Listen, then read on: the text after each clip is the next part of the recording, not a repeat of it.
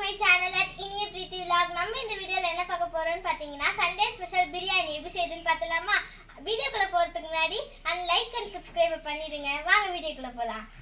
பிரியாணிக்கு தேவையான திங்ஸ் பார்க்கலாமா? வீட்டில் அரைச்ச கரம் மசாலா, புதினா, கல்லுப்பு, வெங்காயம், பச்சை மிளகா, தக்காளி, வீட்டில் அரைச்ச இஞ்சி பூண்டு பேஸ்ட், சில்லி பவுடர், எண்ணெய், வீட்டில் அரைச்ச மிளகாத்தூள், மஞ்சத்தூள், பிரியாணிக்கு தேவையான ஸ்பைசஸ், தயிர், வேக வச்ச மட்டன், ஊற வச்ச அரிசி.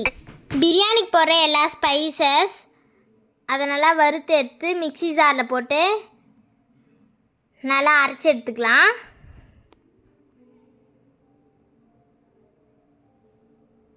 அதை தனியாக ஒரு பவுலில் கொட்டிக்கலாம்.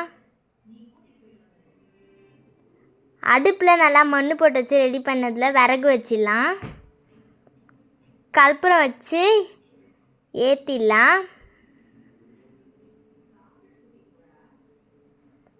அதுக்கு மேலே சின்ன டபரா வச்சுக்கலாம். அது நல்லா காஞ்சோடனே எண்ணெய் ஊற்றிக்கலாம். பிரியாணிக்கு தேவையான ஸ்பைசஸ் போட்டுக்கலாம். வெங்காயம் போட்டுக்கலாம். ப்ரௌன் ஆகிற வரைக்கும் நல்லா மிக்ஸ் பண்ணிக்கலாம்.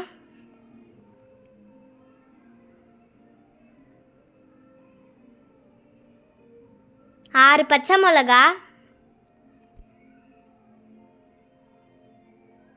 2 ஸ்பூன் வீட்டில் அரைச்ச இஞ்சி பூண்டு பேஸ்ட், அதையும் நல்லா மிக்ஸ் பண்ணிக்கலாம். புதினா போட்டுக்கலாம். அதை நல்லா மிக்ஸ் பண்ணோடனே மஞ்சத்தூள், மிளகாத்தூள், சில்லி பவுடர் போட்டு நல்லா மிக்ஸ் பண்ணிக்கலாம். 3 ஸ்பூன் தயிர், அதையும் நல்லா மிக்ஸ் பண்ணிக்கலாம்.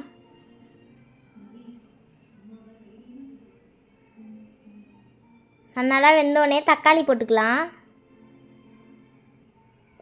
நான் சொல்கிற கரெக்டான அளவுக்கு செஞ்சால் தான் பிரியாணி நல்லா டேஸ்ட்டாக வரும். கல்லுப்பு போட்டுக்கலாம்.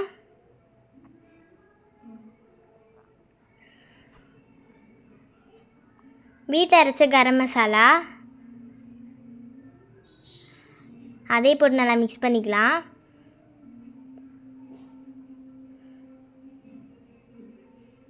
அப்புறம் வேக வச்ச மட்டன் போட்டுக்கலாம்.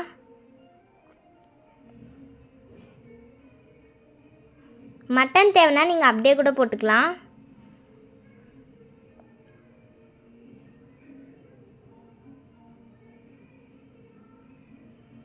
வேக வச்ச தண்ணியும் கொஞ்சம் ஊற்றிக்கலாம்.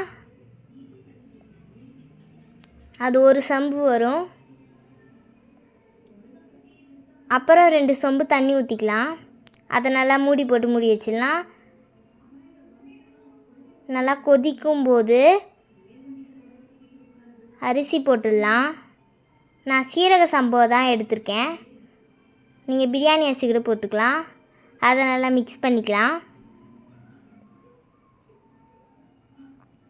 அது கொதிக்கும் போது மூடிடலாம். அப்புறம் புதினா போட்டு மூடி மேலே கறி போட்டு அதுக்கு மேலே எதனா வெயிட் வச்சிடலாம். A few moments later. இப்போ அதை திறந்தோன்னா நல்லா வாசனையான பிரியாணி ரெடி.